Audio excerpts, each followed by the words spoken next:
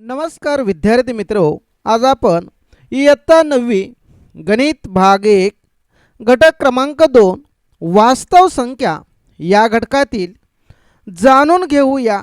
या भागामध्ये परिमेय आणि वास्तव संख्या याविषयी माहिती पाहणार आहोत। वर्गमुळात 2 ही संख्या अपरिमेय आहे हे अप्रत्यक्ष आपण सिद्ध करणार आहोत, याची सिद्धता देणार आहोत। आता ही अपरिमेय संख्या आहे हे आपल्याला सिद्ध करायचं आहे। मग समजा आपण गृहीत धरूया, समजा वर्गमुळात 2 ही परिमेय संख्या आहे। काय आहे? परिमेय संख्या आहे, याचं आपण गृहीत धरलेला आहे। आता परिमेय संख्या आहे, मग ते आपण कशा पद्धतीने लिहू शकतो? म्हणून ती p/q मानू, p/q मानू, कारण परिमेय संख्या अंश आणि छेदाच्या रूपात आपण असं लिहित असतो। आता p आणि q या परिमेय संख्येचे जर संक्षिप्त रूप घेतलं तर p आणि q मध्ये एक पेक्षा वेगळा सामायिक घटक नाही। p/q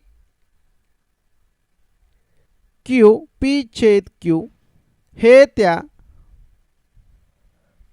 परिमेय संख्येचे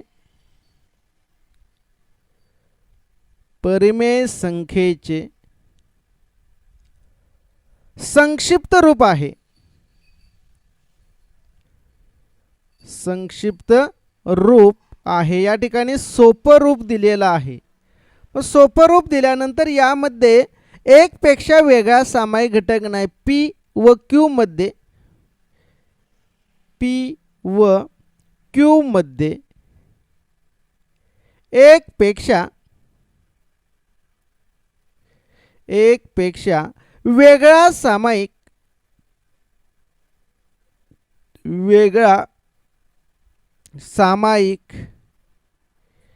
विभाजक नाही। सामायिक विभाजक नाही असे मानूया आपण। म्हणजे यामध्ये संक्षिप्त रूप दिले p/q ला, त्यामुळे त्याच्यामध्ये एक पेक्षा वेगळा हा सामायिक विभाजक नसणार आहे। आता वर्गमुळात 2 लाच आपण काय मांडलेलं आहे? p/q, म्हणून वर्गमुळात 2 बरोबर p/q। वर्गमुळात 2 ला काय लिहिलंय? p/q। आता दोन्ही बाजूंचं वर्गमूळ जर वर्ग केले तर वर्गमुळात 2 चा वर्ग केला तर उत्तर किती येते? 2। p चा वर्ग p वर्ग छेद q चा वर्ग q वर्ग। हे काय केले? दोन्ही बाजूंचा वर्ग करून, दोन्ही बाजूंचा वर्ग करून।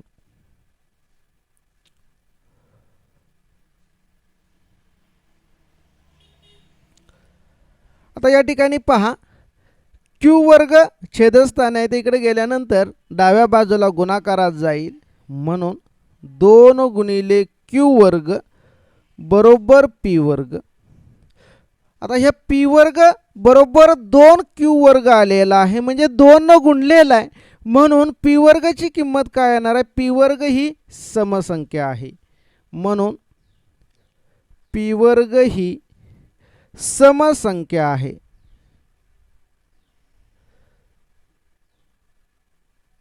p वर्ग ही समसंख्या आहे, म्हणून p सुद्धा काय झालं? म्हणून p सुद्धा समसंख्या आहे। p सुद्धा समसंख्या आहे, म्हणजेच 2 हा p चा काय आहे? विभाजक आहे। म्हणजेच 2 हा p चा विभाजक आहे।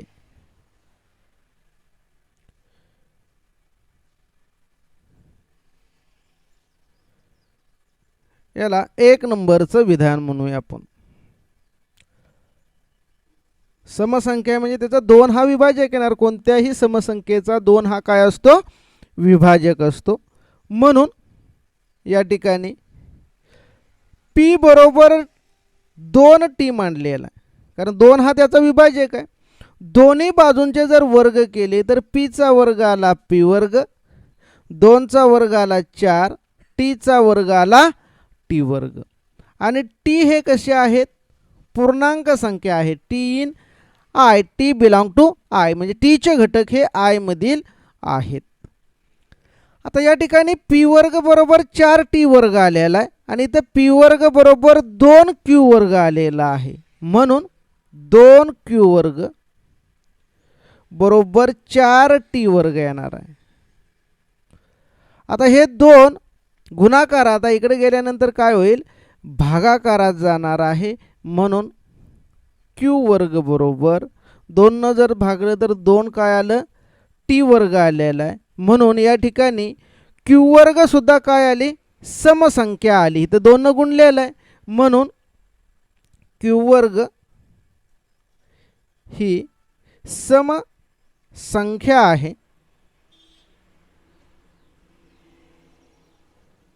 q वर्ग ही समसंख्या आहे. म्हणून q ही पण सुद्धा काय झाली? जसं p म्हटलं होतं आपण, p वर्ग ही समसंख्या आहे म्हणून p सुद्धा सम झाली. तसं q वर्ग ही समसंख्या आहे म्हणून q ही समसंख्या आहे. म्हणून q समसंख्या आहे. समसंख्या आहे. म्हणून 2 हा q चा काय झाला? विभाजक झाला. म्हणून 2 हा q चा विभाजक आहे.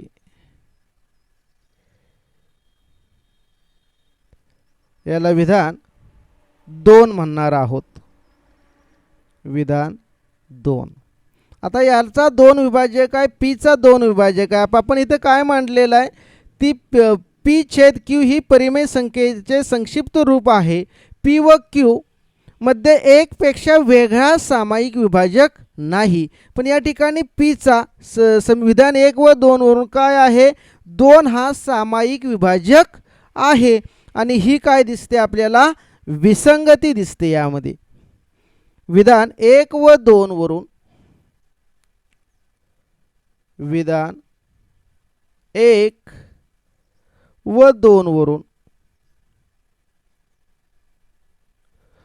2 हा p आणि q चा सामायिक विभाजक आहे. p आणि q चा सामायिक विभाजक आहे.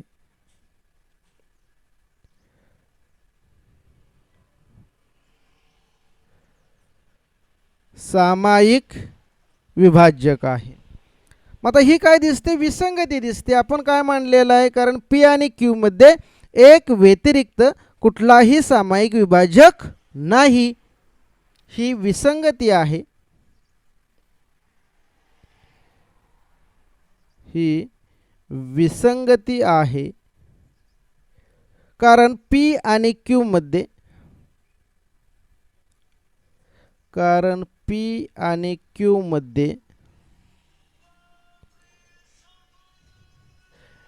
एक पेक्षा वेगळा सामायिक, एक पेक्षा वेगळा सामायिक विभाजक नाही.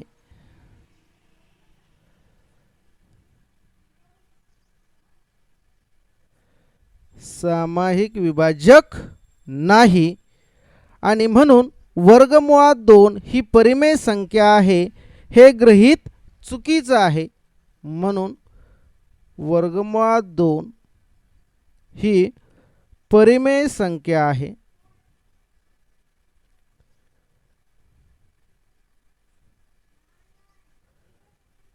परिमेय संख्या आहे हे गृहीत चुकीचं आहे.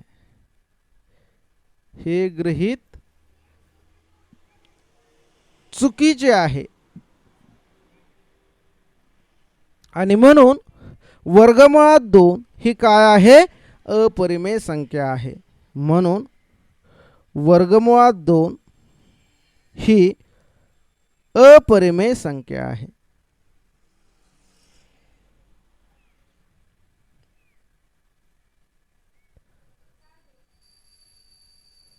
वर्गमुळात 2 ही अपरिमेय संख्या आहे. अशा पद्धतीनं हे अप्रत्यक्षरित्या आपण इथे सिद्धता दिलेली आहे. या सिद्धतेमध्ये वर्गमुळात 2 ही परिमेय संख्या मांडली. आता परिमेय संख्या असेल तर p/q स्वरूपात आपण लिहितो आणि यामध्ये एकपेक्षा वेगळा सामायिक घटक नाही हे दाखवलेलं आहे. आणि त्यानुसार पहिल्या विधानावर पीचा 2 हा विभाजक आहे आणि विधान 2 वरून क्यूचा 2 विभाजक आहे आणि ही विसंगती आहे. म्हणून वर्गमुळात 2 ही अपरिमेय संख्या आहे. अशी अप्रत्यक्षरित्या सिद्धता पाहता येईल. 28,228 ला 2 ने गुणलं तर किती येते? 56,564. 56,564 ही जर वजाबाकी केली 0 3 8 3 6 आणि परत 2 0 उतरून घेतले. या ठिकाणी 28,284 परत 1 चा भाग जाईल.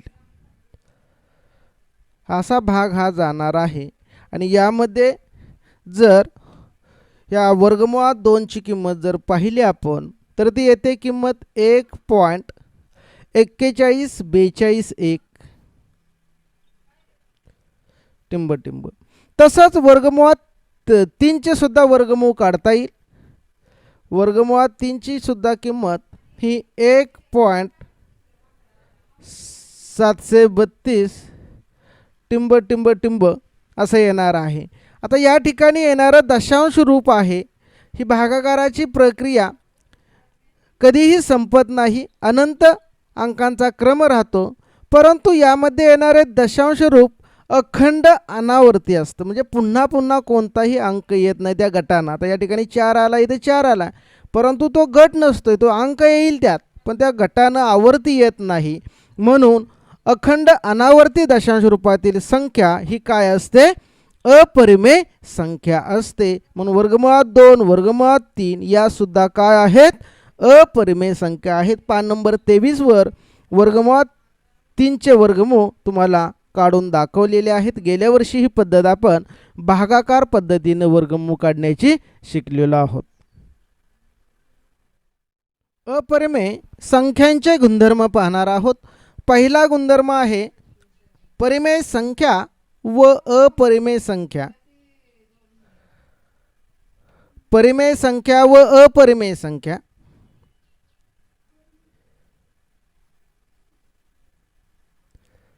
परिमेय संख्या व अपरिमेय संख्या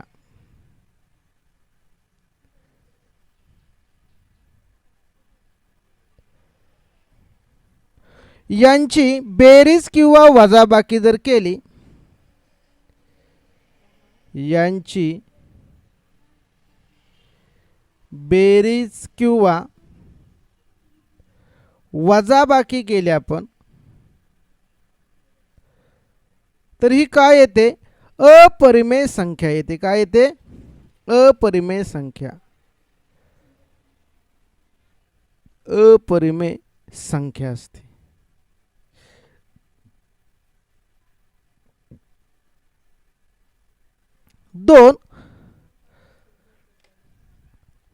दोन नंबरचा गुणधर्म आहे शून्येतर परिमेय संख्या व अपरिमेय संख्या यांचा जर गुणाकार किंवा भागाकार केला तरी सुद्धा येणारी संख्या ही सुद्धा काय असते? अपरिमेय असते. शून्येतर परिमेय संख्या व अपरिमेय संख्या. अपरिमेय संख्या यांचा गुणाकार किंवा भागाकार ही एक अपरिमेय संख्या असते. ही एक गुणाकार किंवा भागाकार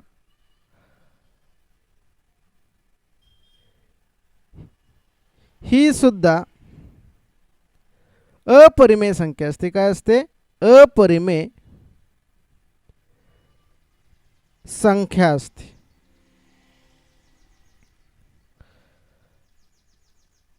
आणि तिसरा गुणधर्म आहे दोन अपरिमेय संख्यांची बेरीज वजाबाकी गुणाकार भागाकार हे मात्र परिमेय किंवा अपरिमेय संख्या असते. दोन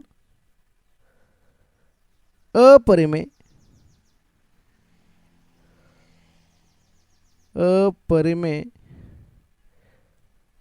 संख्यांची बेरीज वजाबाकी गुणाकार व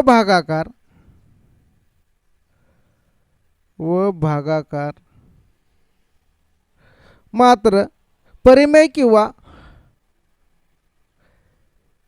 हे मात्र परिमेय किंवा अपरिमेय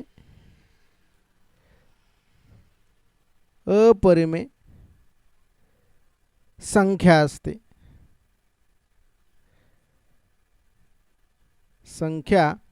असते. जसं उदाहरणार्थ आपण बघूया. बेरीज गुणाकार भागाकाराची उदाहरणे या ठिकाणी दिलेली आहेत. एक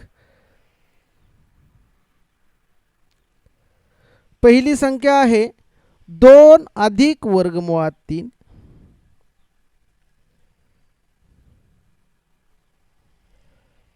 अधिक वजा 3 वजा वर्गमुळात 3 जर घेतलं तर येणारं उत्तर हे काय आलेलं आहे? हे वजा वर्गमुळात 3 अधिक वर्गमुळात 3 गेलं, उत्तर आले 2. ही परिमेय संख्या आलेली आहे. पहा, दुसरं उदाहरण आहे 4 वर्गमुळात 5 भागिले वर्गमुळात 5 म्हणजे जिथे उत्तर काय आलं? 4. आता ह्या दोन्हीही अपरिमेय संख्या आहेत. दोन्हीही अपरिमेय संख्या आहे, त्यामुळे परिमेय किंवा अपरिमेय उत्तर आलेलं आहे.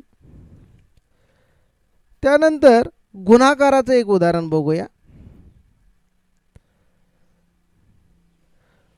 2 वर्गमुळात 3 गुणिले वर्गमुळात 3 2 वर्गमुळात 3 गुणिले वर्गमुळात 3 म्हणजेच 2 वर्गमुळात 3 गुणिले वर्गमुळात 3 उत्तर काय येतं? 3च, म्हणजे उत्तर आलं 6. त्यानंतर चौथं एक वजाबाकीचं उदाहरण पाहूया. 2 वर्गमुळात 5 वजा 1 वर्गमुळात 5 म्हणजे 2 वर्गमुळात 5 मधून 1 वर्गमुळात 5 गेले, उरले काय? वर्गमुळात 5. म्हणजे 2 अपरिमेय संख्या असतील तर उत्तर इथं अपरिमेय संख्या आलेले आहे. 2 अपरिमेय संख्या आहे, परिमेय संख्या उत्तर आलेले, म्हणून 2 अपरिमेय संख्यांची बेरीज वजाबाकी गुणाकार व भागाकार हे परिमेय किंवा अपरिमेय संख्या येते. परंतु जर परिमेय आणि अपरिमेय संख्यांची बेरीज किंवा वजाबाकी असेल तर परिमेय संख्या येते. तसंच भागाकार किंवा गुणाकार असेल तरी सुद्धा ती काय येते? परिमेय संख्या अपरिमेय संख्या येते. हे आपले अपरिमेय संख्येचे गुणधर्म आहेत. वास्तव संख्यावरील क्रमसंबंधाचे गुणधर्म पाहणार आहोत. पहिला गुणधर्म जर ए आणि बी या दोन वास्तव संख्या असतील, जर ए आणि बी या दोन वास्तव संख्या असतील, या दोन वास्तव संख्या असतील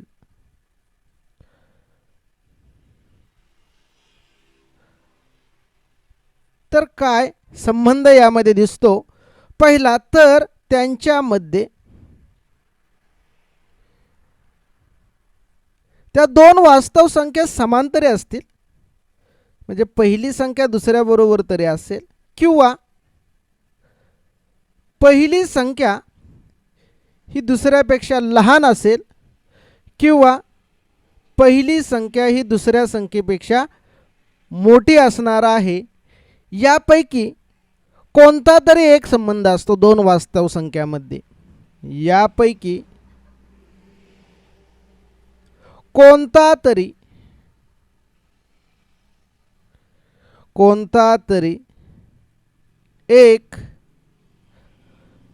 एकच संबंध असतो.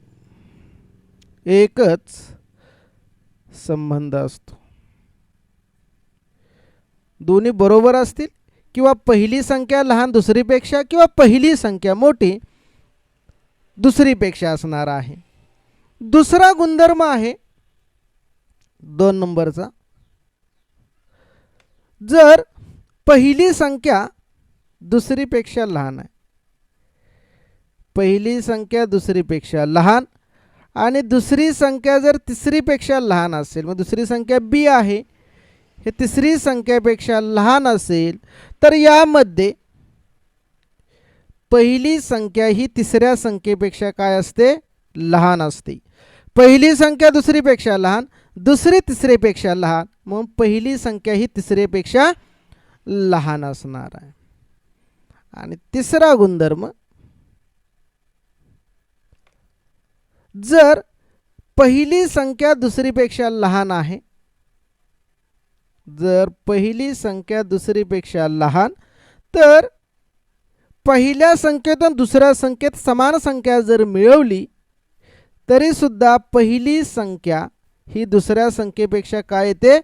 लहान येते. ए ही बी पेक्षा लहान आहे, ए मध्ये सी मिळवलं आणि बी मध्ये सी मिळवलं तरी सुद्धा पहिली संख्या ही दुसरीपेक्षा लहान येते.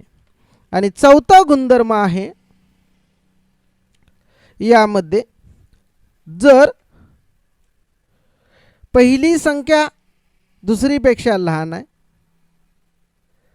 पहिली संख्या दुसरीपेक्षा लहान, आणि तिसरी संख्या आहे ही शून्यापेक्षा मोठी असेल, तर यांचा जर गुणाकार केला, समजा ए ला सी न गुणला आणि बी ला सी न जरी गुणलं, ए गुणिले सी ही परत बी गुणिले सी पेक्षा असते. आणि जर याच्या उलट, जर सी हा शून्यापेक्षा लहान असेल तर इथं उलटा गुणधर्म होतो, ए गुणिले सी मोठं बी गुणिले सी पेक्षा असतं, जर सी ची किंमत 0 पेक्षा लहान असेल तर. आता हे 4 गुणधर्म आहेत.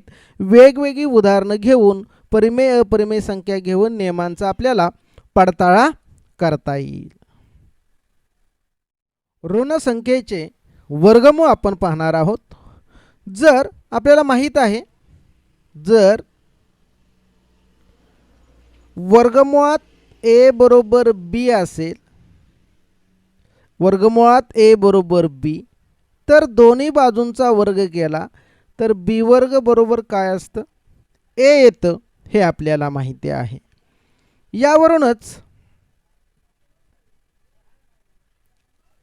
यावरून जर वर्गमुळात 5 बरोबर x असेल तर x वर्ग बरोबर काय येणार?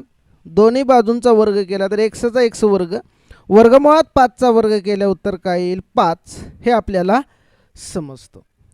आपल्याला माहिती आहे की कोणत्याही वास्तव संख्येचं, हे लक्षात ठेवा, वर्ग ही नेहमी ऋणोत्तर संख्या येते. ऋणोत्तर म्हणजे ऋण सोडून इतर संख्या. कोणत्याही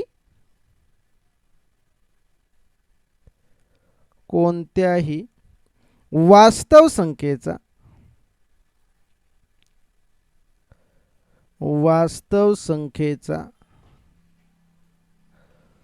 वर्ग ही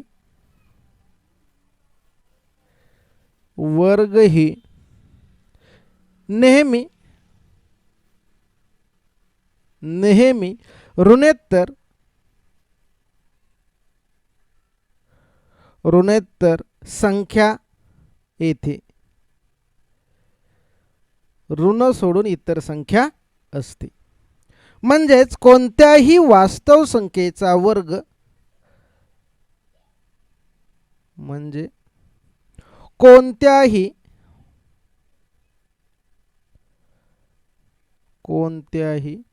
वास्तव संख्येचा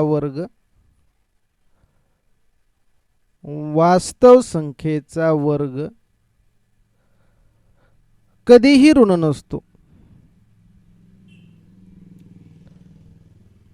कधीही ऋण नसतो. पण आपण हे पाहूया या ठिकाणी. पण जर वर्गमुळात -5चा जर वर्ग केला तर हा -5 येतो. काय येतो? -5 येतो. म्हणून -5 ही काय नाही, वास्तव संख्या. वास्तव संख्येचा वर्ग कधीही ऋण नसतो. म्हणून वर्गमुळात 5 ही वास्तव संख्या नाही. ही वास्तव संख्या नाही. वास्तव संख्या नाही. म्हणजेच ऋण वास्तव संख्येचे वर्गमूळ वास्तव संख्या नसते. ऋण वास्तव संख्येचे वर्गमूळ हे ऋण वर्गमूळ वास्तव संख्या नसते. एवढं फक्त आपल्याला लक्षात ठेवायचं आहे. -5चा जर वर्ग केला तर हा काय येतो? +5 येतो. +25 येतो. वजा अधिक. हे लक्षात ठेवा.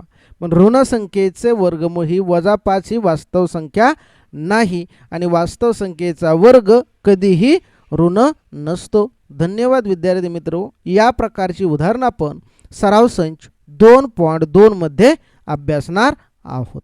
धन्यवाद.